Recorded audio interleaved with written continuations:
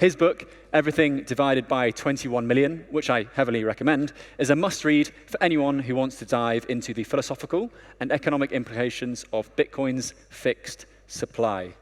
As mentioned, he's also a rock god, and the talk he's giving today is all about incentives, those teeny tiny things that guide us throughout our lives.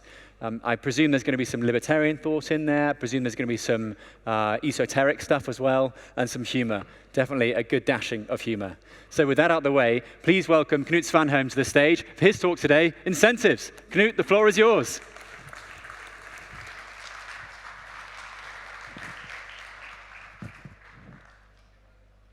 Hello, everyone.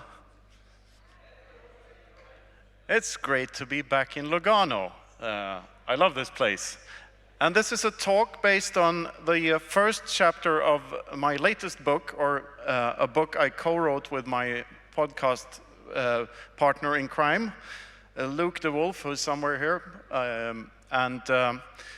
The first chapter is called Incentives, and it's about what drives human beings, basically. So here's a little observation I made. You know what this is? It's a peace treaty between countries. So heads of states sometimes sign these things and tell each other that they're not going to be violent to one another again. And then that works for a while, and then it doesn't work, and they start shooting each other again. And what is that? And like, I bet if you ask almost anyone in the world what they prefer, war or peace, most people will prefer peace. But what is peace, and how does it relate to individuals and their incentives? Well, in Austrian economics and praxeology, we make a distinction between biological competition and catalactic competition. Have you heard these terms before? Have you heard the term catalactics? It's a term coined by Mises in the middle of the last century, and it differentiates between the fang and claw, let's see here, the fang and claw fights of the biological world. As we can see here, these lovely ladies depicted, Yellen and Lagarde and whatever they're called. The Tyrannosaur used its fangs and its claws to make sure that the scarce resources around were allocated to them and not to other people. And this is how many things work in nature still. Like the biggest fangs and claws wins. Like the most violent gets to decide who gets what in nature. Usually they take stuff for themselves and shoo everyone else away. But humans have another way of resolving conflict around scarce resources and how to allocate them. And it's something called markets. And in markets, it's not like the biological competition going on in nature is sort of a winner-takes-all game. Whoever wins the fight gets to allocate the resources. But on the free market, that's not the case, because both people win. At least they perceive they will win, because in a consensual transaction, both parties have to willingly give something up, and thereby they can receive something, so that at least both parties believe that they will gain something from the exchange. And this is true more often than not. So people help one another. Like, it's the in a way, communication is the opposite of violence, and trade is communication. Like, we have two ways of resolving conflict. Either we can talk about it and decide, or we can fight one another. And the peaceful way is communication and trade. The violent version is fang and claw and nuclear bombs and stuff like that. So this is the very basic distinction between the two things. There are examples of collaboration in nature as well. Here we can see a bee helping itself to some nectar from a flower, and it gets pollen on its legs here. The pollen from the flower goes on the bee's legs, whereby it flies to another flower and pollinates that, and thereby these two are in a mutually beneficial relationship. So I could call this a trade rather than a fight over scarce resources. But humans sometimes have, there's a claim that there are free markets, that free markets are all around. But sometimes free markets are not as free as we believe, because there's a third party that intervenes in the interactions we have with one another. So this is a scene from Life of Brian, one of my favorite movies, where the guy refuses to haggle, and then there's a big guy here behind the merchant who forces him to haggle. And this is sort of what's going on today with taxes and inflation in markets. Like, some third party is having a say in how we conduct businesses with one another. So there's an element of, there's actually an element of fang and claw in our consensual interactions with one another. Because there's, at the end of the day, behind every government decision and behind all the inflation, there's the barrel of a gun. There's threat somewhere down the line. If you don't pay your taxes, men with guns will eventually come to your house and take you away and lock you up in a metal box. So, here's another example of a transaction that might be consensual and voluntary, but it's questionable whether this guy will use this thing that he required voluntarily by giving up money and giving to this suited guy for consensual purposes later on. Most probably not. We can hope that he will use it in self-defense, in which it's morally okay to use it. But more likely than not, he will use it for attack, which is never okay in any sense from a moral standpoint. Oh. Yes, and we all know banks. A bank robber can rob a bank, which happens rarely because banks don't even have cash anymore. But the real, the more professional criminal in this case is usually the banker, who can get away with all sorts of stuff because of how politically connected they are and how close they are to the central bank. They know that the government will come and bail them out if their business isn't run the proper way, and stuff like that. So in a way, the banker is the bigger thief than the thief here. This guy might just be a Lebanese gentleman wanting some of his own money. This actually happened in Lebanon, like, was it a year back? People had to rob the bank to get to their own money. So it can get pretty bad, the fiat monetary system. And of course, we have the taxman, Prince John here. These are taxes. Robin Hood was a anarcho-capitalist who fought for lower taxes, not a socialist. And taxes are, of course, all involuntary, and they're based on the fiction that a popularity contest somehow makes them more ethical. So if you win the popularity contest, you can claim the collaboration from men with guns who will help you extort stuff from your subjects. And for me, who's an anarcho-capitalist at heart, this is very hard to square. I don't really subscribe to this. I don't think it's okay. I don't think it's right. And I'm not afraid to say that it isn't. So popularity contest or not, like stealing other people's stuff is not something we ought to do to one another, we humans, because we're no better than the tyrannosaur if we do, really. This is not the civilized way. And of course, we have the biggest villain of them all, the lovely central banker, the most vile institution ever created on Earth, who gets to print more money. And this is always unethical. If you think of what money came from, what money was from the beginning, a bill, a dollar bill or a euro or anything else like that, they were receipts for gold you had stored in a vault or for valuables you had stored in a vault. And if you get a receipt for something, that receipt ought to be worth the same amount as whatever you put in the vault. And if the receipt loses value and you can't get your stuff back, then someone stole something from you. And there's no way around this. It's all theft. All inflation is theft. Someone is stealing your stuff. And there is never an excuse for it. From a first principles ethical strict perspective. Now, from one thing to another. This is the prisoner's dilemma. Are you aware of this experiment? It's a game theoretical experiment in which you have two criminals that are arrested for something. Let's call them Calvin and Craig. And they can either blame one another or stay silent,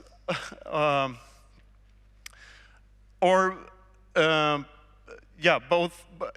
Either one betrays the other or the other way around, or both betray one another, or they collaborate and stay silent, both of them. And we can see if they cooperate and they both stay silent and no one blames the other, then they serve 1 year in prison. If B betrays A and A stays silent, so A is the good guy here, even though it's a bit reversed here since it's a prisoner's dilemma, so these are villains theoretically, but just say that they're good guys for now. So let's not call them Calvin and Craig, let's call them Ross and Edward. And they have done something that the state doesn't like, so they now have to either collaborate and not blame one another, or choose to defect and blame one another. So if you pull off this scam, then you go free, and the other guy gets to do 3 years of jail time and pick up the soap in the shower and stuff like that. So this is good for one party, but not for the other. Same if the other guy wins, and if they both defect, so if they both blame the other, then they both serve 2 years. If you look at the options here, game theoretically, it's better for you to betray the other player, because in half of the outcomes, that means that you go free. 25% of the outcomes, you serve 2 years, and 25% you serve 1 year. So game theoretically, it's actually better for you to betray the other guy. So this is, to me, this is an example of short-term thinking, or high time preference versus low time preference. Because what happens if you play this game over and over again? What's the best tactic if you're playing the same game with the same participant over and over again, or a similar game? And there's actually been research around this. This is Mr. Robert Axelrod, who is a famous mathematician who came up with a solution to this problem. He initiated a competition between people playing prisoner's dilemma type games over and over again. And it turns out that the best tactic for this is something called the tit for tat strategy, which means that if you don't know how many times you're playing the prisoner's dilemma game over and over again, it is better for you to collaborate all the time until the other person defects. And when that happens, if that happens, should that occur, the correct response is to retaliate appropriately. So then you defect the turn after. And the people that did that in these tournaments, they won the thing. So this is mathematically the most efficient way to play the prisoner's dilemma over and over again. So in the long run, collaboration is more powerful than violence.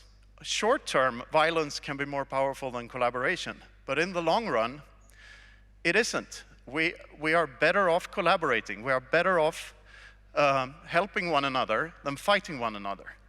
And to me, this is a very, very hopeful statement. Like, it's a very, very hopeful thing, even though this is a mathematical experiment. There's a great depiction of this in a movie, The Dark Knight, you know, Christopher Nolan's Dark Knight movie. This is the final scene where the Joker has planted a bomb on board each one of these two ferries, And one of the ferries is full of the population of Gotham, innocent people, and the other one is full of criminals. And they're each given a detonator to blow the other ferry up. Or at least that's what the Joker says will happen when you press the detonator. Turns out that both these ferries, like both the people on board one ferry and the people on board the other ferry, in the end, they don't ever press the trigger. They refuse to play the Joker's game. And the Joker then, his plan is to blow them both up.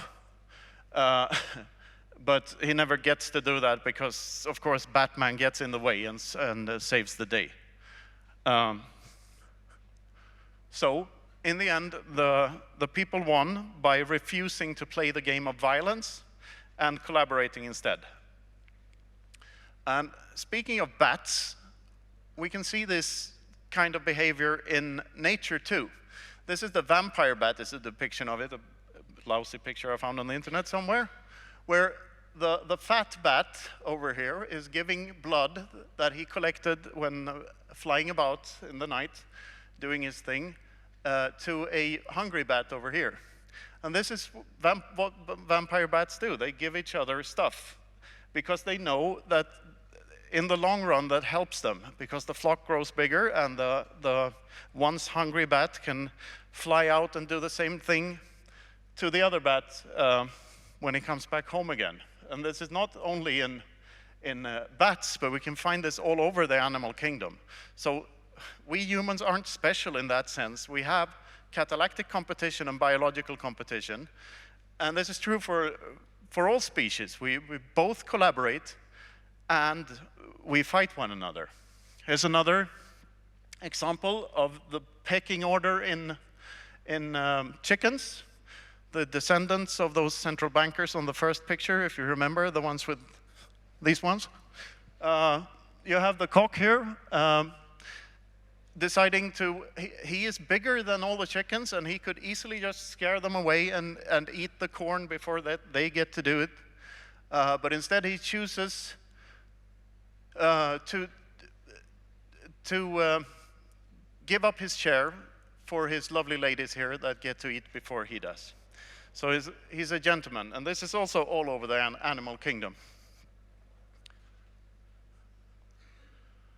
Yes, and this is a quote from one of my books, and this is about how Bitcoin fits into all of this. Because with Bitcoin, right now, I cannot prove or disprove, for that matter, if either one of you owns any Bitcoin or not.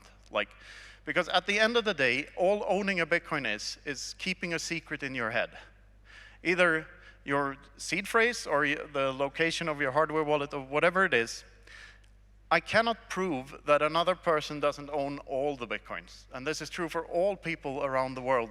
There is no real proof of ownership. I can only assume that that there's only one bearer of this secret and that other people don't know it. So the private keys, they're just information. They're a string of data that is literally valuable because it unlocks something. It unlocks your ability to move sats in the Bitcoin network. And this completely redraws the map and reduces the incentive for aggression. Because when you cannot know how much a person owns, and you cannot very easily take it by force, because you can point a gun at my head and say, give me all your Bitcoins, and I can give you a tiny, tiny portion of what I actually own, and say that was all of them. And you can force me some more, and you can even kill me. But if you kill me, all the other Bitcoins go away. You can't have them. There's no way to just take stuff, like it's the case with a bar of gold or a house or a wife or whatever other thing you happen to have. All of that physical stuff can be taken away. With Bitcoins, not as easily. Satoshis can't really be forcefully taken from someone very easily. So the more profitable thing for the aggressor, the would-be aggressor to do, is to interact voluntarily with the other guy. So it's the saying, if goods and services don't cross borders, soldiers will. This is true on a national level, but it's also true on an individual level. If it's more profitable to trade with you than to aggressively take something from you, then you will more likely do that. And also, this ties into another thing, the high time preference versus low time preference. And this is something Bitcoiners are talking about all the time, right? So if I have something that I know will not lose its value, and by value in this sense, I mean that it will stay the same. The number of sats I have will stay the same over the years because no one else can tamper with them. You can't print more of them. You can't dilute them in that sense. Sure, they can be worth this or that to another person, but at the end of the day, one BTC equals one BTC, right? So that automatically incentivizes us to think more long-term and to defer consumption into the future because we know that our money will probably be worth more year by year and not less. So it's the literal opposite of fiat. With fiat currencies, this is basic stuff, you know it, but it's important to repeat it every now and then. You buy Lambos and donuts and shit because you know your money is losing value, so you buy other stuff. This happens all the time. Real estate, it's in a great big bubble. Equities in a big bubble, like the S&P 500, it's all a big bubble. The everything bubble, it happens because you cannot store your wealth in money at all. It loses its value over time. This is why Mr. Saylor is doing what he's doing. Like, it's trying to find somewhere to put the money where it won't get diluted, which gives you a low time preference. And in the end, it makes you less consumerist because you don't crave the Lambo anymore as much as you did when you were on the fiat standard, because you know the Satoshi will probably keep and increase its value more than the Lambo will over time. So it incentivizes us to think of Axelrod's games as if we were playing them an infinite amount of times. So the winning strategy going into the future is collaboration, and it's the tit-for-tat thing. So this is why I don't subscribe very much to the doom porn narratives that we hear nowadays often, like how people think everything's a psyop and everyone will kill one another and everything will fall apart and stuff. No, in the end, free market incentives win because they're stronger. They provably win the game if we play it over and over again. So human beings fare better collaborating than fighting one another. And Satoshi sort of pointed this out to us, that money is just communication. And we human beings, of course we're better off if we're kind to one another and if we're not aggressive. Like, it's so basic, and it's of course what civilizations are built upon, and anything else is a scam. It's that simple. If there's inflation, you're being stolen from, and someone's hindering the process of civilization. So that leads us to my final picture here. This equation reminds me of another equation I saw somewhere. Fiat, your value divided by infinity, like it's being diluted more and more every year. Bitcoin, your money divided by 21 million. You have a specific part of the 21 million. So this is the thing, this is the mechanism that makes this so much better than everything that preceded it. So Bitcoin is worth fighting for, and it's precious, and I think the simpler we make it, the better it is. And I think the simplest way to view Bitcoin is that it's just an agreement between people on a fixed set of rules. And the reason we agree on these rules is that they are more expensive to try to break than to just follow, which allows us for this uncopyable number, this scarcity on the internet, finite number of 21 million, slightly less than 21 million, that has the potential to go on forever.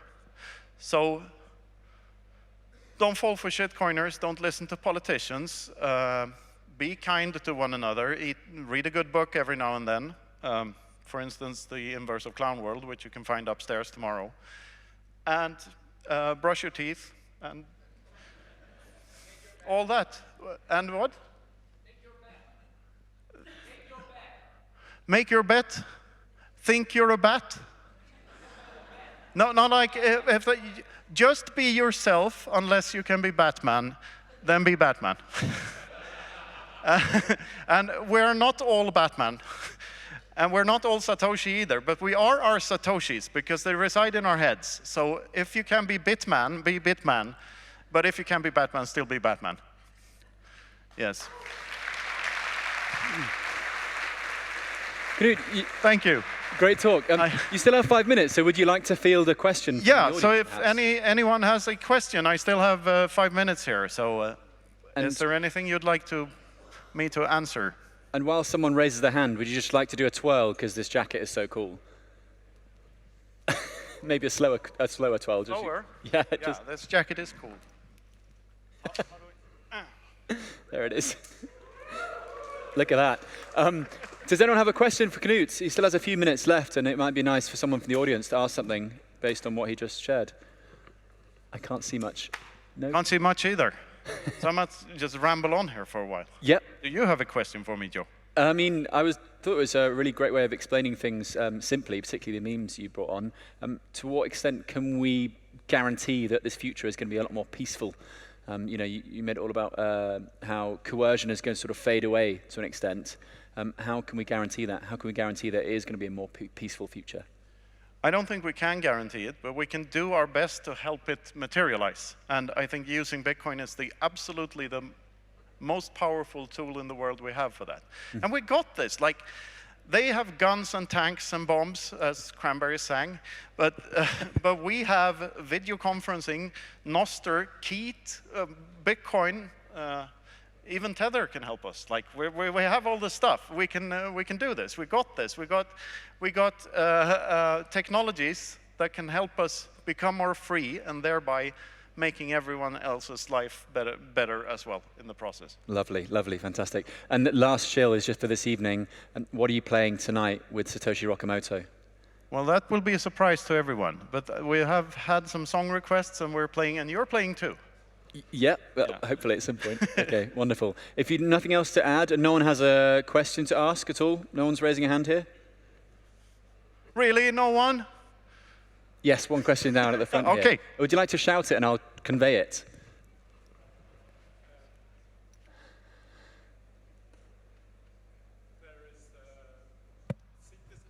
There is a fresh.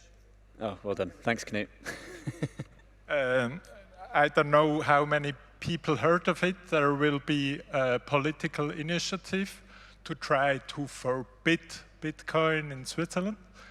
And from ecological reasons, from energy reasons, what's your recipe to orange pill, green political people?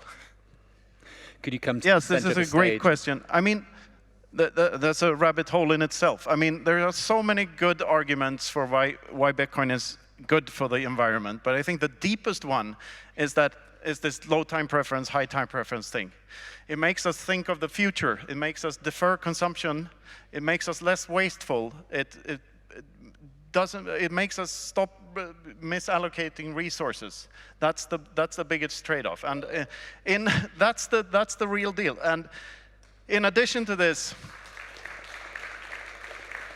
that which you can do without your own, and it also functions as a suspension mechanism for stranded energy. We can make use of that. So and if someone tries to ban Bitcoin, when politicians say that Bitcoin consumes as much energy as Switzerland, that is a good argument for banning Switzerland, not Bitcoin. Really, and Switzerland is one of my favorite countries, and I still say that because Bitcoin is way better than Switzerland, and all other countries than that too, for that matter. So that the whole narrative is backward. And to those who want to try, I mean, I'm a paranoid crypto anarchist. I have a KY seed stack maybe, and maybe I have another stack somewhere, and everyone can have that. Start accepting Bitcoin for your goods and services, and you won't have to worry about all the KYC bullshit. Like, you decide whether you want to convert your Bitcoin back into shitty fiat. That's where the problems begin. That's where the politicians can attack you. Politicians, yeah, right. That's where they can interfere with your business. I mean, be resistant. Not telling anyone to be a criminal, just telling everyone to be a fucking rebel. Nice. Give it up for Knut. Fantastic stuff. Thank you so much. Thank you. And don't ban Switzerland just yet. Thank you, Knut. Well done. I'll take that off you. Oh, okay. Yeah, thank you. I can take it. You can take it. Fantastic. Thank you, Knut. One more round of applause for Knut, please. And thank you for the question to the gentleman in the front. A great question that got Knut fired up as well, and we like to see that on stage. We're, of course, not banning Switzerland anytime soon.